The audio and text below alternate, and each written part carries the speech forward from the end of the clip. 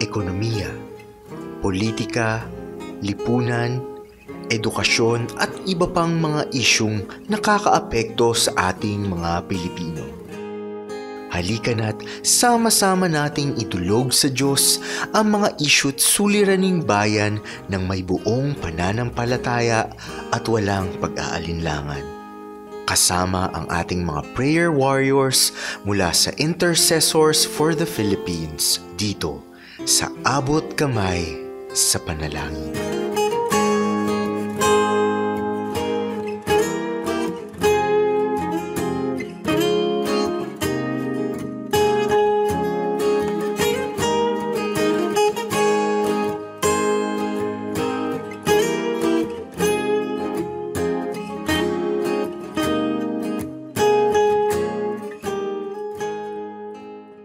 So, Shalom Aleichem sa bawat mga nakikinig. Isang mapagpalang gabi sa nakikinig sa Radio Care 104.3 The Way FM. Sa mga nakikinig sa ating live stream sa Facebook, welcome sa programang Abot Kamay sa Panalangin. Mapapanood din ito sa ating YouTube channel sa Care 104.3 The Way FM.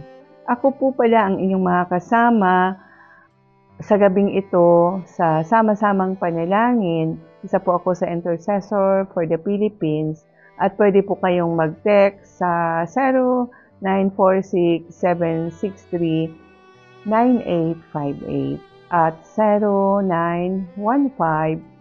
0915-931-7184. Ang programang naglalayo na tayo'y sama-sama sa panalangin para sa ating bansang Pilipinas. So, Shalom everyone! Ang pagpapala ng ating Panginoon ay tunay nga na matanggap po natin. Sa Luzon, Visayas, Mindanao, sa lahat ng mga nakikinig, diyan po sa Romblon, pagpalain po kayo kapatid, at ang iyong hinihingi na panganganak ng iyong asawa ay tunay nga na mag-normal at we speak long life sa bawat isa sa atin. So sabi po dito sa Isaiah 65 verse 23 to 24, anumang gawing paghihirap nila'y tiyak na magbubunga at hindi magdaranas ng mga sakuna ang mga anak nila. Pagpapalain ko ang lahi nila at magiging ang mga susunod pa. Ang dalangin nila ay kahit hindi pa tapos ay aking diringgin at ibibigay ko ang kanilang mga hiling. So, glory to God. Hallelujah. Sabi po dito sa ating binasa ay tunay nga na pagpapalain po tayo ng ating Panginoon. Kaya anuman ang ating mga panalangin, sabi nga dito, ay hindi pa nga daw tapos tayo sa mga panalangin, ay Kanya nang ibibigay sa atin. So, ulitin po natin, anumang gawing paghihirap nila'y tiyak na magbubunga at hindi magdaranas ng mga sakuna ang mga anak nila. Pagpapalain ko ang lahi nila at maging ang mga susunod pa. Sa 24, ang dalangin nila'y kahit hindi pa tapos ay aking diringgin at ibibigay ko ang kanilang mga hiling. So, salamat sa ating Panginoon sa Kanyang mga pangako na tunay nga na ito'y matutupad pag tayo nagtiwala at tunay nga nananalig at nanampalataya sa Kanya. Dahil sa Kanyang mga sinasabi ay tunay nga na magaganap ito. Kaya yung ating pananampalataya ay tunay nga na may kalakip na gawa at tayo ay patuloy na bigyan ng pag-asa ng ating Panginoon na banal na nasa langit. So, salamat sa mga prayers, sa mga kahilingan ng ating mga kapatid na ito'y tinugon na at ito nga yung katugunan na tayo ay bibigyan ng mga kahilingan natin. At sabi nga dito, kahit hindi pa tapos ang ating panalangin, ay tunay nga na ito'y ipagkakaloob sa atin ng ating Panginoon. So, nababasa niya ang ating puso, ang ating kaisipan, na tunay nga na ang Diyos lamang ang nakakaalam ng lahat ng mga bagay sa ating buhay. Ang ating ang buhok ay bilang niya.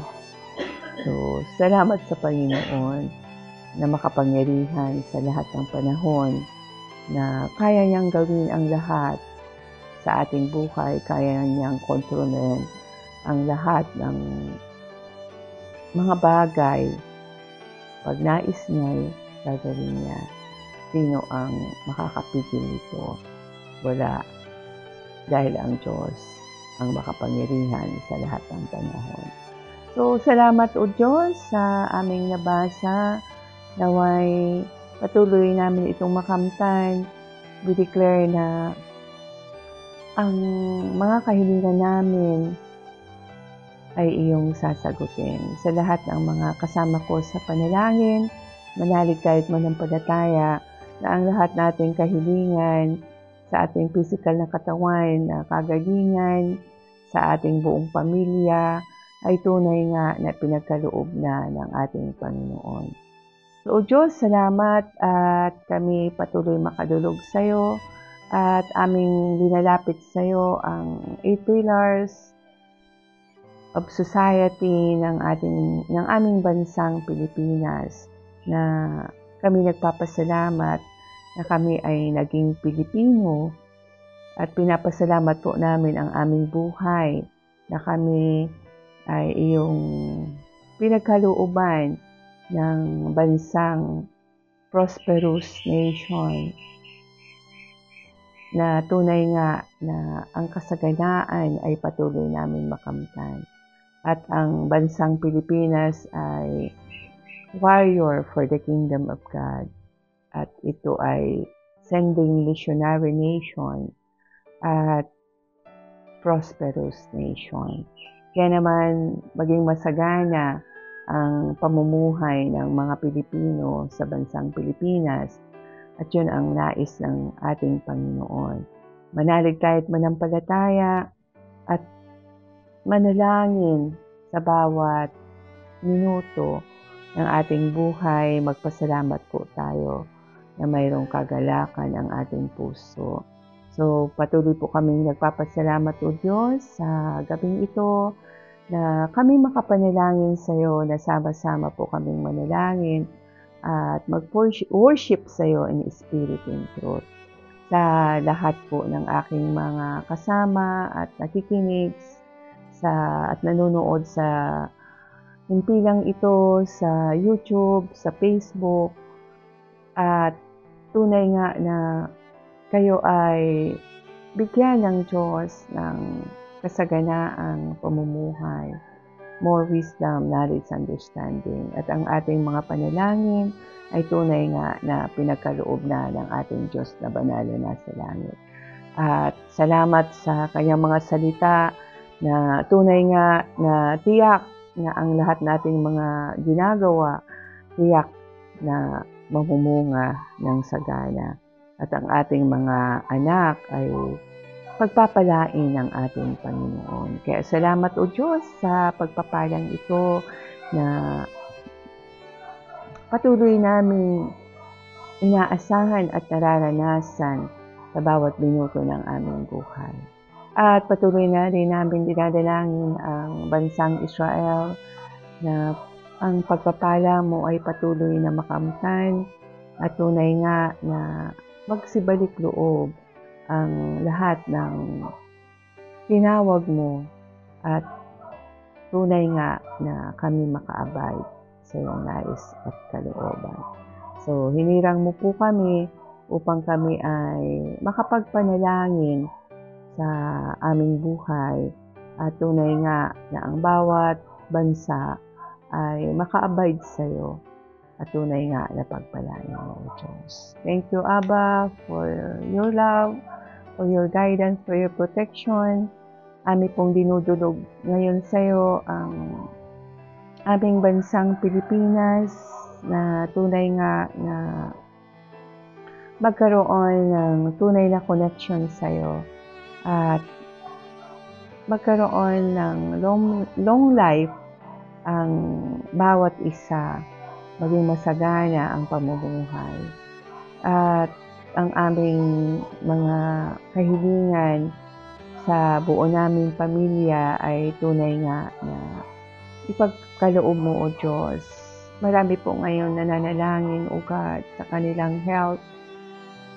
Na tunay nga, O Diyos, na magkaroon ng kagalingan ang bawat tao na mayroong karamdaman. Saang mandako siya naroon. Patuloy mo nga pong pagalingin ang lahat ng karamdaman, especially ang mga lingkod mo. Panginoon, na naghahangad ng tagumpay na mapawi ang anumang karamdaman, especially, O God, sa virus na kumakalat na naman sa sandaigdigan. O Diyos, spare mo po ang bansang Pilipinas. Panginoon, huwag mo pong pababayaan ang bawat mamamayan ng bansang Pilipinas. Panginoon, na kami ay nananalig at nampalataya sa iyo.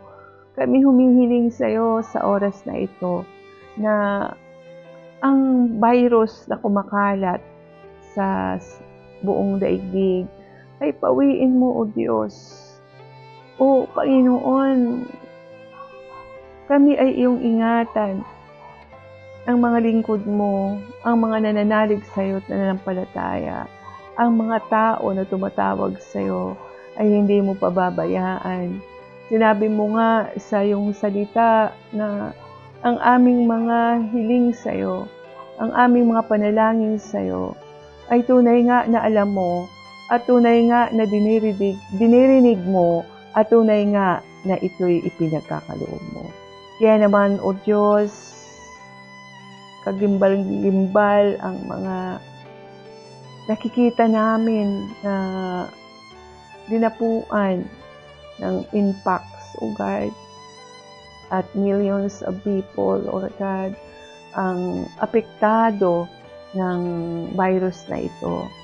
O aming Panginoon, dinidilig sa'yo, dinudulog sa'yo, na pakinggan mo ang aming panalangin.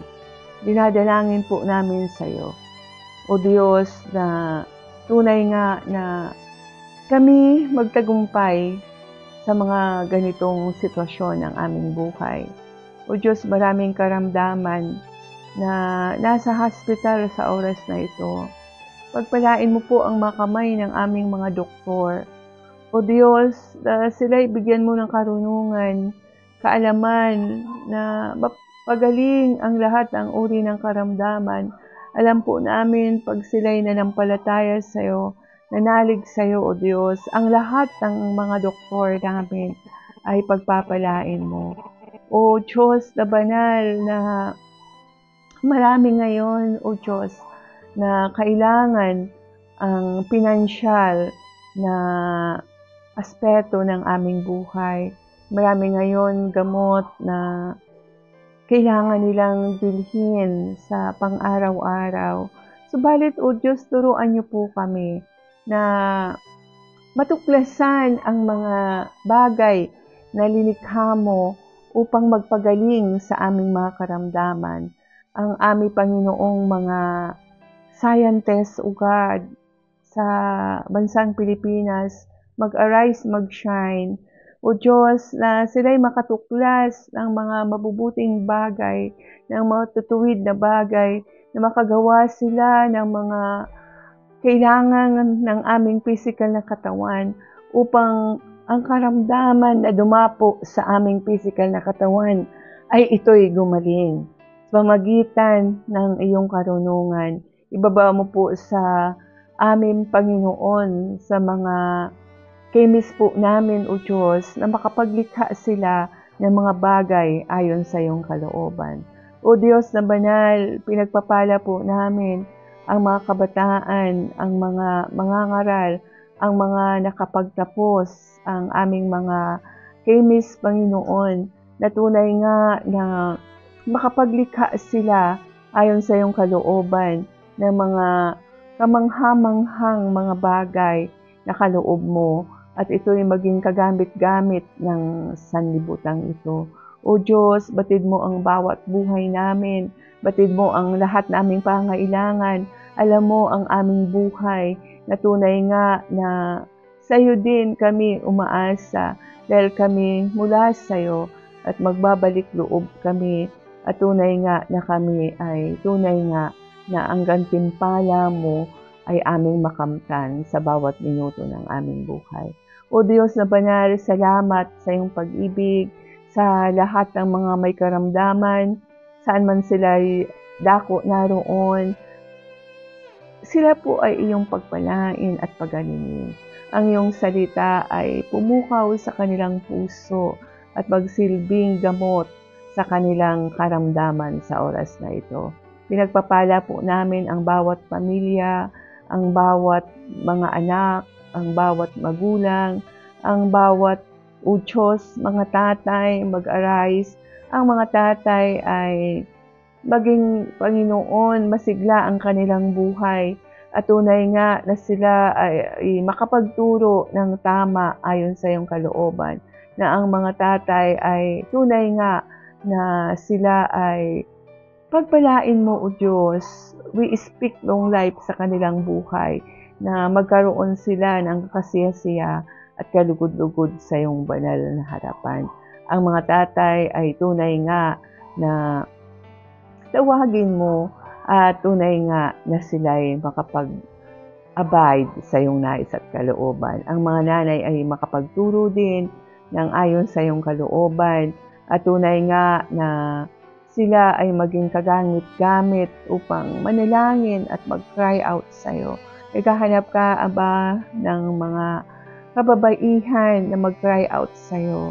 At tunay nga na ang lahat naming mga kahilingan, O Diyos, ay tunay nga na sinasagot mo, at tunay nga na ang gantimpala ay aming makakamtan. Sa lahat ng mga anak, patuloy mong pagpalain ang bawat mga anak, especially, O God, na sila'y sumusunod sa kanilang magulang.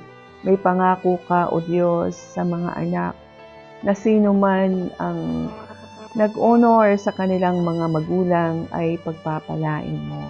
At tunay nga, O Diyos, saang mangdako sila naroon, ay tunay nga, O Diyos, na sila ay mamumuhay ng sagana, magkakaroon sila ng long life, O God. At tunay nga na sila ay magkakamit ng tagumpay. Kaya, O Diyos, salamat sa mga anak po namin, sa aming mga kaupo-apuhan, aming dinadalangin ang aming mga henerasyon na magtagumpay at pagpalain mo, at sinabi mo na ang aming mga anak ay pagpapalain mo. Ang aming Panginoon mga henerasyon ay tunay nga na makaganap ayon sa iyong kalooban. Aming pinagpapala ang aming mga kaapu-apuhan. We bless them, O God, sa lahat ng aming mga lahi, sa lahat ng kanilang mga ginagawa. O Lord, comfort us, Lord. I-comfort mo po ang mga kabataan namin na nagkakaroon, Panginoon, ng mga bagay na natatakot sila, Panginoon, sa kanilang hinaharap. Matagpuan ka nila, O Diyos. We cut off sa mga kabataan namin o sa mga nanay, sa mga tatay, ang anuman anxiety. O Diyos, na maniwala ang buong pamilya sa bansang Pilipinas na ikaw ang kasagutan ng aming mga hinaing ng aming mga kahilingan na tunay nga na mabuhay kami ayon sa iyong kalooban. Kaya we declare prosperity upon prosperity. We declare blessing upon blessing sa lahat ng mamamayan sa bansang Pilipinas. Na ang bansang Pilipinas ay tunay nga na ito ay magtagumpay sa larangan ng mga bagay ayon sa iyong kalooban. Na tunay nga na makaganap kami sa iyong nais at kalooban. At tunay nga na ang lahat ng mga bagay na aming pinapanalangin ay tinugugon mo na, O Diyos. Salamat sa salita mong aming nabasa, na tunay nga anuman ang aming paghihirap, na tunay nga natiyak ito'y mamumunga ayon sa iyong kalooban. At ang aming mga anak ay tunay nga na pagpapalain mo sila. Ang lahat naming mga lahi, O Diyos, ay tunay nga na susunod ayon sa iyong kalooban. At lahat naming mga panalangin ay iyong tinutugon.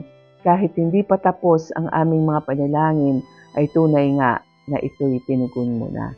Salamat, O Diyos, sa gabing ito. At pinagpapala po namin ang gabing ito. At tunay nga na makatulog po kami ng mahimbing upang ang aming mga selula, tissues, organ, and system ay mag-renew ayon sa iyong kalooban.